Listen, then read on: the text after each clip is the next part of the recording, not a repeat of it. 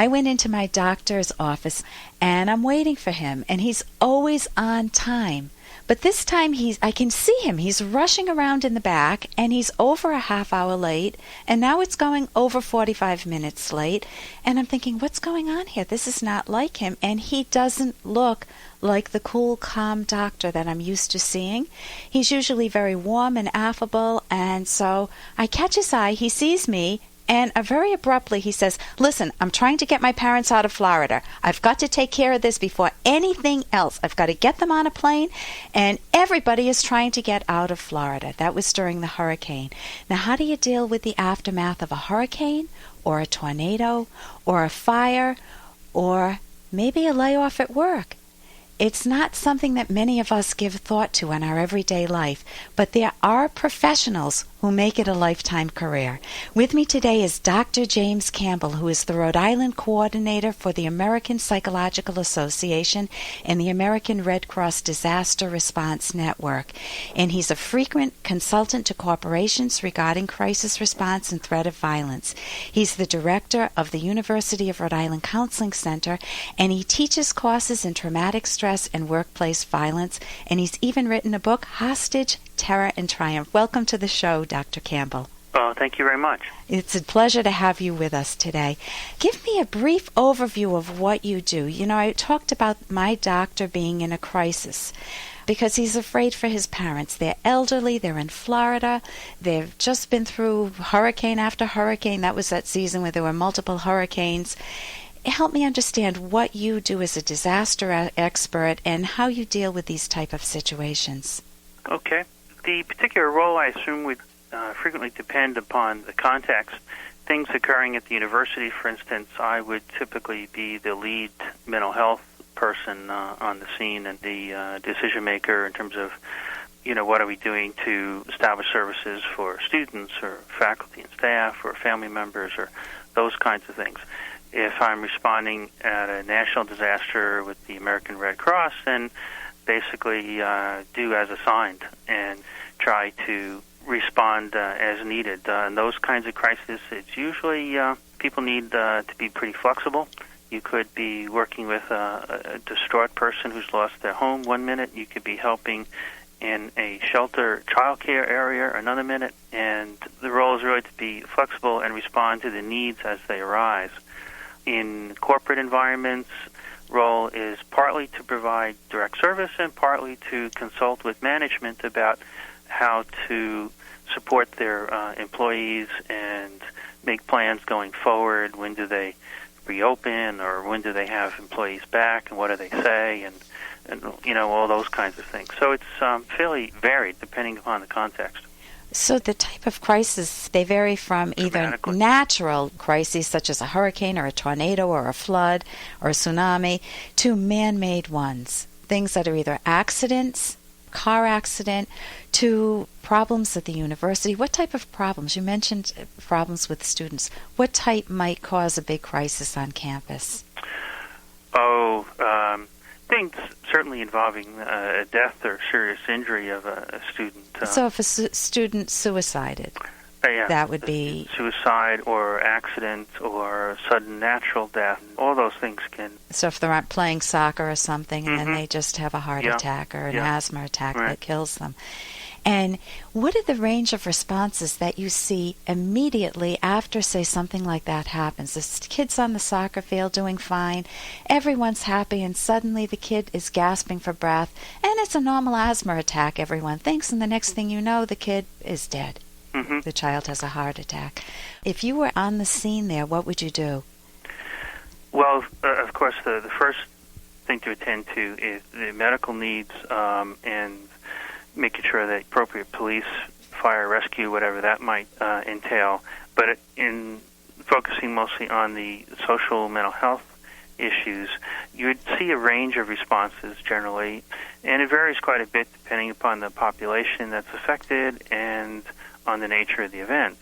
But there'll be some people responding quietly, more stoically. There'll be people in shock and unable to act for a time. There will be sometimes people who are responding very in a very agitated way, even yelling or screaming or crying or things like that. And so it can vary quite a bit. And what you try to do is bring a bit of order and safety to the scene. If there's, say, the incident that involves something that's pretty grisly, you don't want people to be exposed to that. So a car accident where people, Exactly. or 9/11. Yeah, right. Or, a violent event or things of that nature. Try to protect people. We know that post-traumatic symptoms are related to the degree of exposure to sights and sounds and so forth that cause disruption. So try to protect people to some degree. Find a place that's safe and comfortable for them to be. They may need to be around for police interviews or other things, or to get cleared medically, depending upon what's happened. But it's about trying to bring some order, structure, and support. People in shock sometimes need some gentle guidance. So what are some things you might say?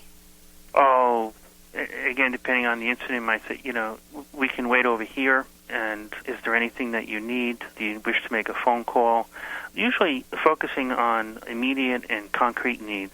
People usually want to call a family member or a friend and be in touch, let them know that they're okay. So to connect with their world. Exactly. Yeah. Sometimes they, if it's in the middle of the winter, they just may need something warm to wear or a warm place to stay. They need eyeglasses or water, those kinds of things. Sometimes I call it psychological first aid. And just like medical first aid, you don't need to be a licensed professional to provide it. It's a lot of basic common sense. So many people just do that naturally. Yeah, and yet if you're not a bit prepared, you're not sure what to do. Providers not necessarily sure what to do. Mental health providers don't get training in how to respond in the first minutes or first hours after a traumatic event. Mm-hmm. The training's more, they come in the next day or a couple of weeks later and they're upset. Right, you see them in your office, but you're not on the scene with them.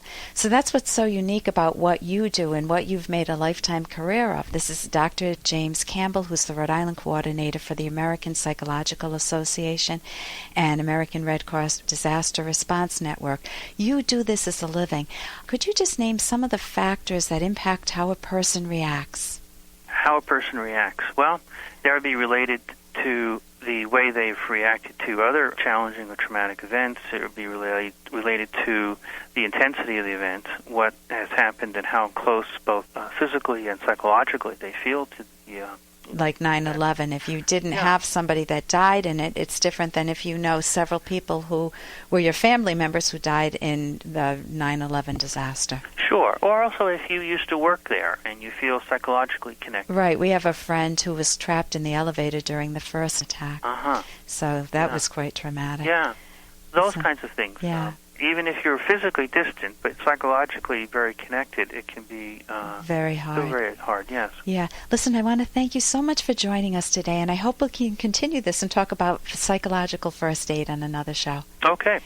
And it's not a bad idea to ask yourself, how would I act in a crisis? How have I acted in a crisis? And what would I do in the event of, and then fill in the blank. It might be a blizzard, it might be a disaster, a car accident. But if you at least in your own mind think, well, stay calm, just see what I need. How can I give myself some comfort, or how can I give others comfort? Do people need more information?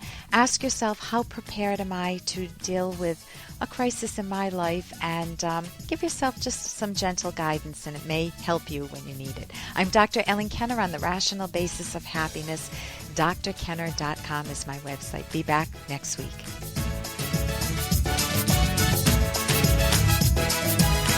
Here's an excerpt from The Selfish Path to Romance, the Serious Romance Guidebook by clinical psychologist Dr. Ellen Kenner and co-author Dr. Edwin Locke. Wanting appreciation for your good qualities and actions, which we call wanting visibility, is the opposite of wanting approval to eliminate your self-doubts. The essence of love is not filling a self-esteem void, but valuing genuine good traits in one another.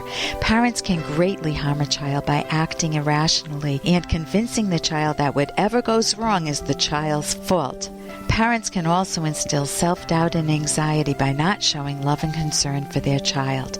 Some poorly treated children spend their lives trying to undo the damage by getting others to parent them, often their partners. This does not work. You need to learn to value yourself, perhaps with professional help. You can download Chapter 1 for free by going to drkenner.com, and you can buy the book at amazon.com.